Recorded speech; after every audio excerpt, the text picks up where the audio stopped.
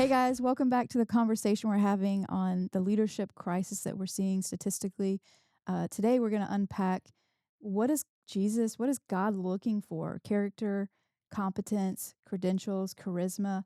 Join us as we unpack some of these topics and discuss further how we can be better leaders in our society today. This article says character before charisma, competence, and credentials. And it's that character that God sees. He sees the heart. He sees some of the things that no one else had seen, that Yeah, integrity that was happening in the fields when he was killing lions and bears with his bare hands because they were coming after the flock that he that's right. was entrusted to protect.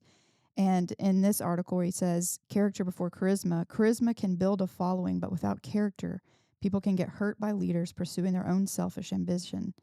Character before competence. Leaders should seek to grow across multiple areas of competence. However, competence without character can lead to pride, the Mm, most destructive influence upon a leader, which you were just speaking to. If yeah. we don't have checks and balances, if we don't have that internal, dialogue with Christ and just, Well, and there's so much temptation, you know, there's so much temptation with leaders of charisma to because they can get a following, right? They have an outside degree of influence um to have them begin doing that when they're just not ready, when they've just not been equipped. And mhm, it's honestly, I think it's dangerous because it uses that person and their God-given gifting for not for them, mhm, right? But in service to something else. And I don't see that in the model of Christ. Christ, yeah, God uses people mhm, absolutely, and He's doing something in them at the same time. right. And so when we fail to recognize leaders with character, or excuse me, when we fail to recognize leaders with charisma or leaders with unique competence, and we don't disciple them in those other pieces, right? And by disciple, I mean I shouldn't use that word. We don't educate, we don't mentor, we don't coach them in those other pieces, right? We end up using those giftings for our own gain, right? Particularly as we lead leaders, Mhm, that can be a real danger. And so there's that temptation because it becomes effective, right? It definitely shows short term gain, but we've got to pursue in ourselves the character necessary to say no, the integrity necessary to say no. I'm not going to use people for kingdom. I'm going to walk alongside with people. I'm mhm, going to partner with people for the kingdom and not use them or their giftings for this ministry or thing that I've got in front of me. right. Um, and and I do think that's again, uh, I think that's one of the real unique ways that God has blessed us as an organization is because we have a values based leadership model, okay, a Mhm, biblically based values based leadership model. The consequence is number one, we're talking about character elements. right. We do some practical competency things, Mhm, and we certainly talk through some elements to help people understand how to live out some God given charisma. But it's really focused on that character development piece to say, okay, are you practicing passion for the harvest? mhm, Are you living out a faithful stewardship or integrity with the kind of Christ-like character and consistency right. that this level of leadership, this level of influence that you've been given, that it calls for? And then how do you scale that as God continues to give or take, Mhm, right? Influence and leadership from you. yeah. And how does that not become the location of your identity, right? Mhm, We don't become my identity as bishop or pastor or whatever, right. or CEO or president. How do we protect and guard our hearts by remaining? No, I remain a child of the one true King. Like that Mhm, that maintains my identity, and I think that protects us a little bit on the two other fronts of charisma and competency, yeah. um, by maintaining that sense of character and identity rooted firmly in Him. Absolutely. And the third point here that I don't want to skip over, I saved it for last, was character before credentials. Mm, He says qualifications and titles can establish credibility, but they remain secondary to Christ like character when leaders depend on God, not their credentials. And I feel like as leaders in the ministry, workforce, churches, that character before credentials really protects us from narcissism and some of those toxic, because our credentials at times get us in the door, Yeah. but our character is what's going to remain long term in those ministry settings. And to finish that thought, he finishes this whole section with a quote. Says, integrity will transform our ministries, our Mm. societies, and accelerate the gospel among the nations. Amen. And one of the sessions we have at ILI is the integrity session. And we share that statistic from the 70s research that says 70% of leaders do not finish well. And one thing for people watching to consider is, if you're sitting in a room with 10 people, 7 of them, Mm-hmm. they won't finish well with integrity. And I think it's so vital for us to have that long lasting steadfastness to our character and being with Christ and living as he would live. You know, as God has blessed me with the ability to step into this leadership role, I have only found a desire for having had a longer life. Mm-hmm. If that makes any sense. I recognize the unbelievable personal value that it brings to have lived a life of faithfulness for 40 years, 50 Yeah. years, 60 years, 70 years. Yep. And I think that's one thing that again has led to the statistics you started us with. The next generation is looking, going, I don't see enough leaders of integrity.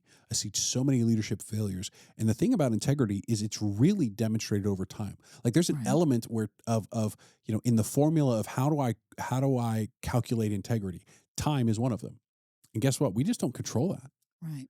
right? It is not ours to hold. And so the consequence of that is we just need so much more demonstrated faithfulness and integrity over such a long period of time for people to genuinely trust. I You're mean, think right. about how many people were lauded and celebrated as the number one leaders uh, in the Christian faith 10 years ago, and what's happened to them, Mm-hmm. right? Some of them are in great spots, some of them aren't. Right. There have been some successes and some failures. And you know, I keep in my inbox every week you know, a Christian newspaper that just kind of posts some headlines, and I look and I go, okay, God, uh, I'm seeing the stories of those 70% that Mm-hmm. just aren't finishing well, and again, that undermines the confidence of the next generation in the leadership of the now and the soon. Mm-hmm. And so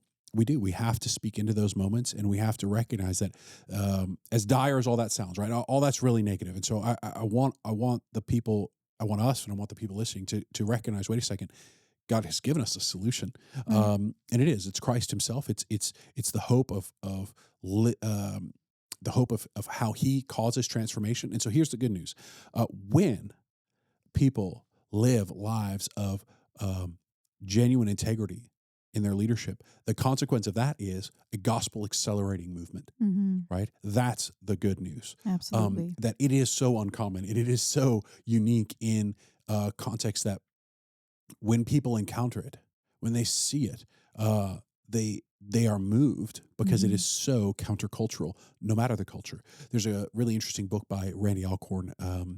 He's written many things, but he's Randy wrote this book, and in it, a person is arrested. It's a fictional book.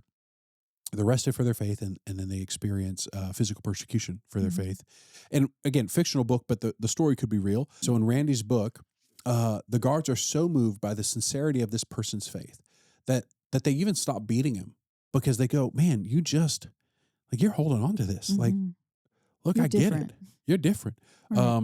You know, a similar book, Heavenly Man, Brother Yoon. Yes. He shared about how he was being physically assaulted by his prison guards, and they eventually stopped because they just recognized, you know what? I don't really get what you believe, Mm-hmm. but you believe it Yeah. with some real sincerity. That, you know what, we're gonna step away a little bit. We're gonna back off a little bit. Yeah. And so all of that to say, uh, the great news is when we do that, man, God does some incredible things. He He really begins does. to open people's eyes Yeah. to things that are worth living for and things that are Mhm. worth dying for. He Yep. begins to open up doors of opportunity for the transformational work of the kingdom to be born out in people's lives, right? That's why Yes. you have these orphanages that are able to open in closed countries because you know what? Hey, you're doing something in these kids. Like they're coming back different. Yeah, keep going. Like Mhm. keep pursuing them. I have a friend of ours in Central Asia who talked about um, a his he's got a master's in economics and he does a lot of research in that space. He's an ardent believer, and some of the research that he's doing right now is trying to help the government in his Central Asian country to increase the economic output of their nation by evaluating the Protestant work ethic and its transformational impact moving countries from third and second world Mm. economic status into first world economic status, Wow. right? The consequence of men and women who work not for man but for God, right? A, Mhm. a strictly biblical concept, tran- the transformational work of that, right? Mhm. Bringing that bringing that to bear on a nation and on an economy. That's truly incredible. All of that, yeah, all of that is that gospel accelerating momentum of leaders living lives of integrity and God being glorified in the midst of it. So Mhm. I think there's great reason to hope. Obviously at ILI we invest in equipping leaders for Right. that for now and for the future with a biblical framework for leadership. And so we're able to walk alongside those leaders. At a number of years ago, a huge global gathering of believers got together, and they made some commitments together, and they produced a document. It's called the Cape Town Commitment, and in it they talk about the fundamental essential need for whole person uh, Christ-like character driven leadership development. Mm. And so I think this author, these statistics are all pointing back to this ongoing clarion call uh, for the harvest field to be full of workers. The leaders must be equipped. Mhm. They must be equipped, and that equipping looks like um, uh, an equipping of character, an Right. equipping of Christ-like modeling, and one that, by God's grace, brings incredible transformation across nations, communities, and peoples. And so Absolutely. I'm excited for what God is doing now and into the future, and the leaders that I see Him raising up because Mhm. He is raising up He a is. next generation of leaders, and He really is. He's helping people to see, experience, and celebrate that Mhm. for His glory. So I'm Absolutely. excited for the future, Shannon. I am too, and I think about a specific moment, even for me this year, where one of our leaders traveled with me somewhere, and I noticed when I was at this event with this leader that it was this person's character and integrity throughout the length of their life Hmm. that opened some doors for us. It was that trust in his integrity That's right. and leadership in life. Truly, it was that level of trust. But that is a trustworthy person because I've seen their lifestyle. I've seen the integrity they've chosen to live with. That's right. And when we talk about that, it really goes into. Let me make sure I'm in the right place. Our next topic, Okay. and that is perseverance Mm. over platform. And he quotes Francis Chan in a message. And as I was reading through this, I was like, oh, wow, I watched that message. And Francis Chan says that whenever he steps on a stage, it's like drinking a little bit of poison. Mm. The adulation of fans can be toxic, addictive, and dangerous. Yeah. And it is really important for us to protect ourselves from that. And he says here in the article, Christ centered leaders should not focus on popularity and worldly acclaim, but on faithfully persevering through all seasons of life. Amen. Jesus modeled this faithfulness in the Garden of Gethsemane when he asked God to remove the burden of the cross, but still had faith to say, not my will, but yours be done. Hmm. That is such a hard but beautiful life to live right there. I think we have to remember, Jesus's death. He went from having the crowds praise him coming into the city to Mm, being alone right. on a cross. I don't think that a worldly view of successful leadership would look at that immediate result and say that he was hugely successful in Right. forming a ministry. And even with people who misinterpreted the word, thinking Hmm. that he was coming to save the city, and here That's right. he's coming to die. That's right. I am constantly encouraged by the knowledge that the effectiveness and the output that God intended in the life of Christ was produced during his life and after his life. Mm. Yeah. And I think that's the testimony of so many believers, is that God is producing not just in them, but post their life, right? He's working out after they're gone even more impact, transformation, and work. Mhm. And so I'm encouraged by that, because that reminds me that even if I don't see the fruit that God promises he'll bear in the abiding, Mhm. he will still produce the fruit He will. that comes from the abiding. He And will. so, yeah, there are real temptations that come with being a leader. We seek, as human beings, God has put in us a desire for the transcendent, Mhm. and namely that's in himself, right? Like he is the right object for that desire to be expressed. But the interesting thing is that we look at those stage moments, those big audience moments, Mhm. and we know that they're transcendent. That's why people go to massive concerts and all those kinds of things. Right. There's this sense of transcendence that comes from the massive audience, but we don't always recognize the dangers that can bring to a church, to a body, to a Mhm. believer. And we really have to guard and watch that, so that we can protect our own hearts from the Mhm. temptations that come from that. Absolutely. And so it's a real temptation, a real uh, thing to watch for as a Christian leader, so Mhm. that our hearts are rightly guarded from the Yes. the damaging effects um, that influence leadership and Mhm. audience can produce. I agree, and I think he could have even added to that success, Mm. because the more successful we become, the more valuable our voice, the more um, rooms we're able to go in, tables, Yeah. decisions we're a part of, because we've been successful. Mm. Therefore, we're going to continue being successful, and that leads to the next point here: interdependence, not independence. And a lot of times, as we experience success, or we experience the large followings and stage time, we could find ourselves in a place where we think what we are doing is the correct thing and not lean into others. And he shares here, this is a illustration. He says, during a safari through a game park just outside Nairobi, my Kenyan friends spotted a solitary buffalo. Mm. They warned me that the lone buffalo is very dangerous. I read later that lone buffaloes are more likely to attack hunters than retreat, as they lack the safety and numbers of the herd. Mhm. The solitary leader who stands alone fighting for their cause is a myth. In reality, a lone leader is a dangerous leader. Independence is not a virtue to covet. Mm. Man, there is so much, I think wisdom in that. And you know I think we see that in that natural world, and that example of that one buffalo. Mm-hmm. But let's just look at the scriptures. None of the people who followed Jesus, none of the apostles did those things alone. In fact, you read when Paul says he's been abandoned by everyone, you read the heartache of that loneliness.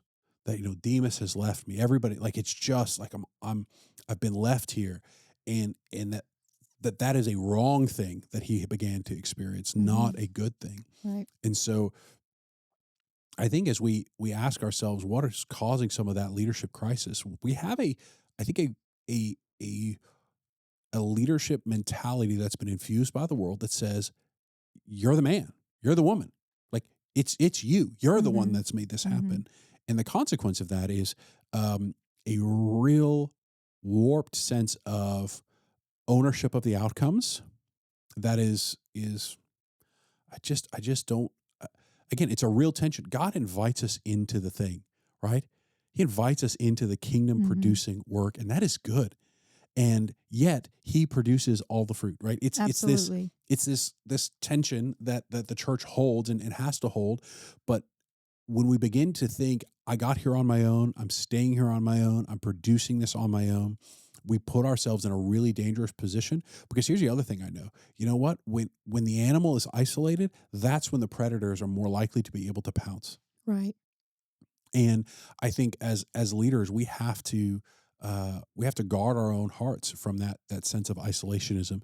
And my observation is we actually have to invest double in getting people to tell us the truth, Mm-hmm. in getting people who will speak truth to power, Right. will be honest, will say the awkward thing that everybody has thought, but you're just not aware of. Mm-hmm. you have to seek that out with a real vengeance. Vengeance is probably the wrong word emotionally, but Tenacity. tenacity. Thank you. Yeah, Mhm. a real tenacity, Mhm. because the tendency of people is just not to do that, or to Right. presume that someone else has. One of my favorite things, when you're teaching someone about an emergency situation, somebody starts choking, you identify the person who's going to call the emergency phone number. You don't just say, "Hey, somebody call and get an ambulance." No one will do it. Everyone will Right. presume that someone else was. You point at a specific person. You Mhm. say, "You call the ambulance," Mhm. because then everyone knows you're accountable. You have to do it, and if this doesn't happen, it's on you. You're right. We have to seek that same kind of accountability by Mm. constantly reminding people, you have the authority and the responsibility to tell me when I don't know this thing, when I have Right. become blind to this thing, and surround ourselves with that, so that we don't Yes. find ourselves in that dangerous place of being alone and beginning to believe, um, you know, that we got here on our own. Mhm. And gosh, even the world knows this, right? Mhm. Like, they have phrases like "Don't read your own news," and all that kind of stuff. It's all in a worldly expression of, hey, you got to surround yourself Right. with some people, As you're for it to be saying that, successful. right, and as you're saying that, s you're saying something in a different way that he says, Oh. because one of the things he says is part of leadership is knowing when to follow. Mm, You have to know when to get out of the way. mhm, He says, we must intentionally foster a willingness to forego a position of leadership to follow someone better suited in leading in a particular situation. Christian leadership shouldn't be about hierarchy or titles, it's about having a humble heart. mm, Paul simply writes, submit to one another out of reverence for Christ. that's right. And you can foresee, because we've read the statistics, you can see things you may be blind to. Yeah. And in those moments, you have to submit and humbly follow someone who's saying you're blind to this, whether you agree or not, because you've given them that authority to speak that. And even if you can't see it, that humility just to submit and to follow that person's wisdom. Shannon, one of my favorite series of questions to ask a leader, if they give me the permission, is to say, "Hey, do you think you ever make wrong choices?" Mm, And they'll say, "Well, yeah." I mean, most leaders aren't so arrogant as to say outright, "Well, of right. course." And so I'll ask them, "Okay, when's the last time you said no to yourself and yes to someone else's decision? When's the last time you apologized to someone else?" If you don't say recently, then the Hmm. reality is you probably haven't even recognized where you've been wrong, Hmm. or where you've made a wrong decision. Right. And that's a problem. If you know you're making wrong choices and yet you never apologize and you never allow someone else to make a different choice than you would have made, then really you're just missing it altogether. Mhm. And so it's a good little self test, right? Like, It's really good. I have I have every month on my calendar. Hey, like, have you apologized to the people you need to apologize this month? Like, Mm. have you even paused to reflect on who could I have, like, where could I have stepped out of Hmm. line here, Hmm. so that we can try and address some of those things, Right. and seek the Lord, and the Holy Spirit. Holy Spirit will make us known to that. It's Right. really just whether or not we want to listen to it, right? I Yeah. think that's the bigger reality. But it's so good. And again, I just look at that's how that's how the apostles dealt with it, Hmm. um, and where there was total unity, and picking who was going to replace Judas. Hey, Hmm. hey guys, we're one of mind, one accord. We Right. cast lots, right? We just okay, God, what have you got? But I think about that for ILI constantly, right? We have these global leaders all around the world with so much experience, knowledge, wisdom, cultural understanding, Hmm. relevance.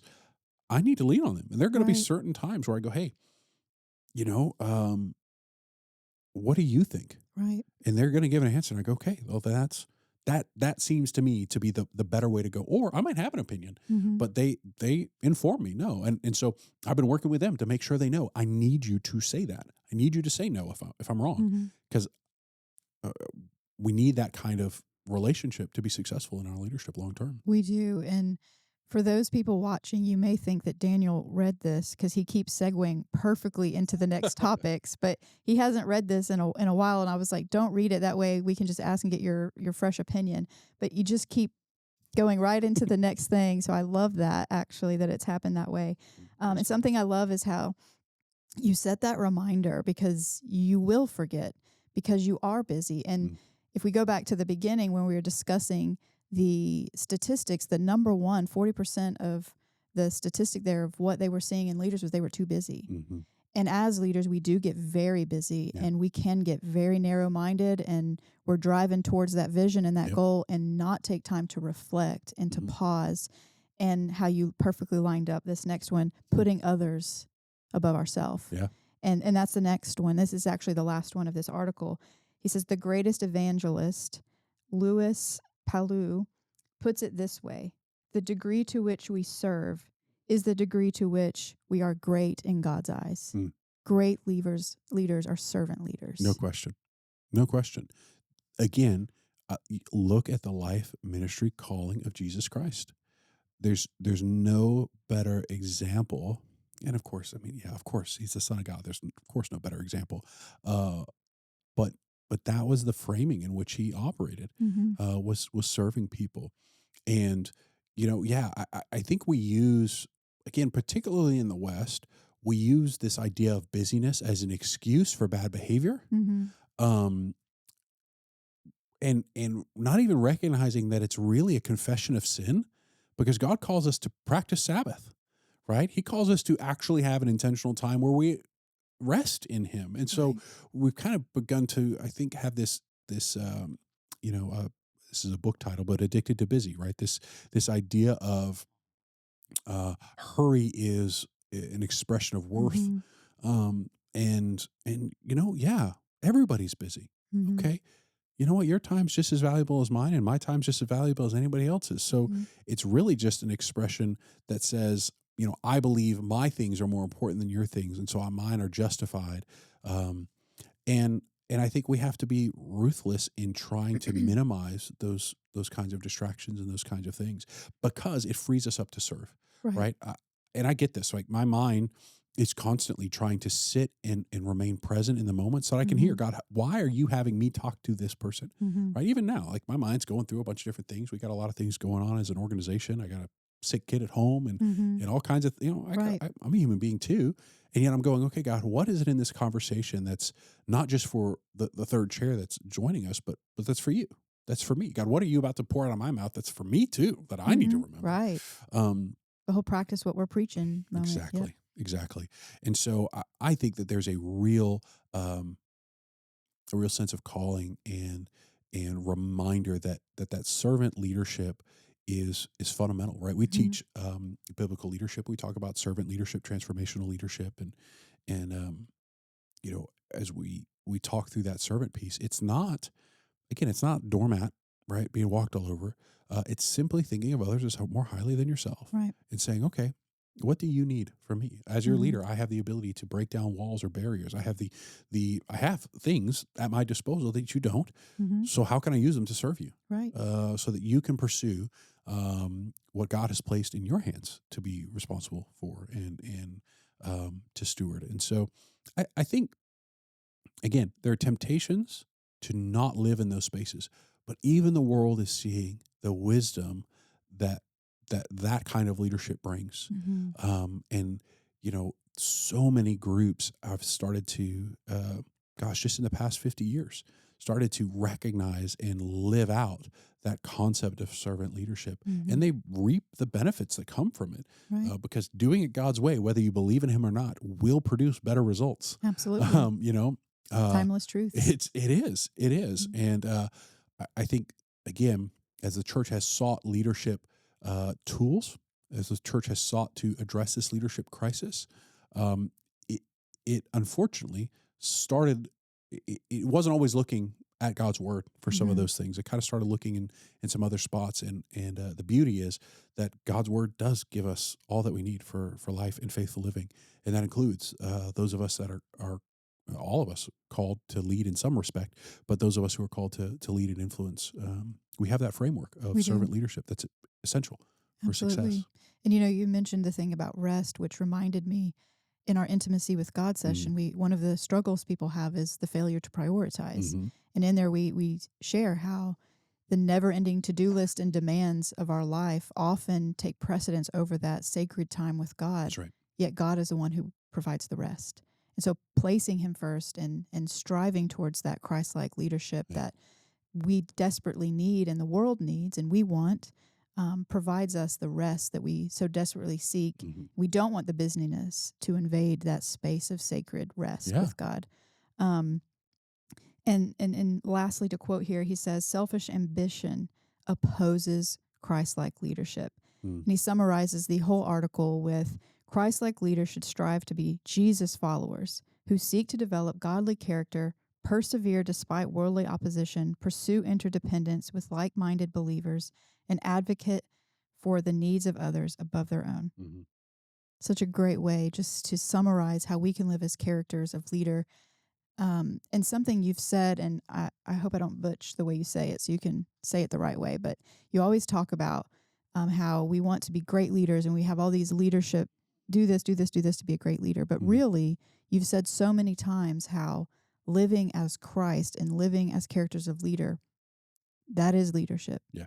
That really is leadership. When we live as leaders of character, that is that is an expression of our followership of Jesus. And again, leadership is influence. So it's not so many people listen and think to themselves, I'm not a leader. I'm not a leader. Mhm. And the reality is, for many of you who are listening, you probably lead some people who feel that way, who think of themselves not as a leader.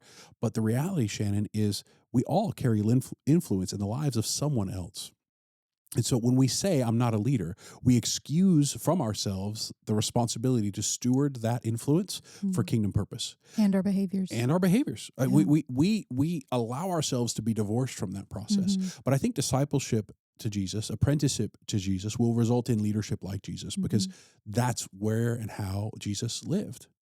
And so I you know, I think that's exactly what he's calling us to. I think that's the new age in which we're beginning to live, where people recognize that, where they begin to, um, cross that divide and go, no, no, this is a coherent, consistent way in which I live my life. It's not Hmm. Sunday I'm one way and Monday I'm Hmm. another. This is who I am. I am Hmm. defined by my followership of Jesus. It's my identity. It's my action. It's my purpose, and I'm going to live that out. And I appreciate how that author closed it. Um, we should be so unbelievably aware of how much God opposes the proud, Hmm. and recognize the unbelievable danger that rests in pride and arrogance, Hmm. and uh, just run our hearts away from it, because Hmm. he opposes it, and he stands in opposition in such a way that causes downfall. So if we want to pursue with excitement and joy and intentionality and vigor, we've got to do that, knowing that one way to guard ourselves, like that's what we pursue, but we got to guard ourselves from that temptation of pride, that temptation of self adulation and self Hmm. praise that can come so easily Right. in And the process. you're right. And oftentimes, to hear that God opposes something, we may not be able to digest that Hmm. in such a way of how could a loving God oppose his own creation. Hmm. And I think it's great to just to express that and kind of go into that just a little and share that it's so destructive. It's so counter everything that God stands for, that he stands in the way of allowing you to become overly prideful. It Hmm. says pride comes before the fall. Yeah. It is so adverse to who God is that he can't allow it to continue in your life out of a deep love for you, because That's he right. wants you to reflect him with grace and humility and compassion and kindness, the fruits of the spirit. Hmm. And with pride, we can't. Right. And he knows that. And so he opposes it in such a way out of a deep love for humanity and the expression of his son to be fully seen and known in society as he truly is. And Christ wasn't prideful at all, or he wouldn't have died for us. He would have Right. had the angels come down, like they were telling him, if you are who you say you are, have the angels come down and release you from the Right. cross. Right. But he humbly served God and us and our best intentions by taking on that task. No question. I think that we have to remember pride. The Westminster Confession says this: the chief end of man, the purpose of man, the purpose of people, humanity, is to glorify God and enjoy Him forever. Mm, Pride says, I can enjoy myself. And if I can enjoy myself, it's because I glory in myself. mm, I find myself sufficient, which literally is that you know it born out to its logical conclusion is right. I am God, right? Like Mhm. it's I am now idolatry Master. unto myself. Right. And why I think God opposes that with such vigor because He knows, right? It's opposition because of love, right? Right. If my kid is putting their hand on the stove that I'm using to cook, my immediate opposition to that action is not unloving. In fact, it's protection that they don't even realize they need. And Right. in the same way, God is seeking to love, protect, and guard us from Absolutely. the unbelievable damaging effects of pride Yeah. in our life, in our leadership, and our followership of Jesus. Well, thank you for being here, Daniel, and having this conversation with me. I've enjoyed it, and I hope that you've enjoyed it. For me personally, some of the nuggets is that despite what the leadership crisis may look like, we have the ability to change that. Hmm. And it might not the change might not be witnessed in our lifetime, but that doesn't mean it won't change. And we get to take that task. We get to live as leaders with integrity and influence those around us, the ministries we work for, the organizations, the businesses, the places that we can change. Let's change together Mm. by being followers, by being characters of integrity and leading well into the next generation.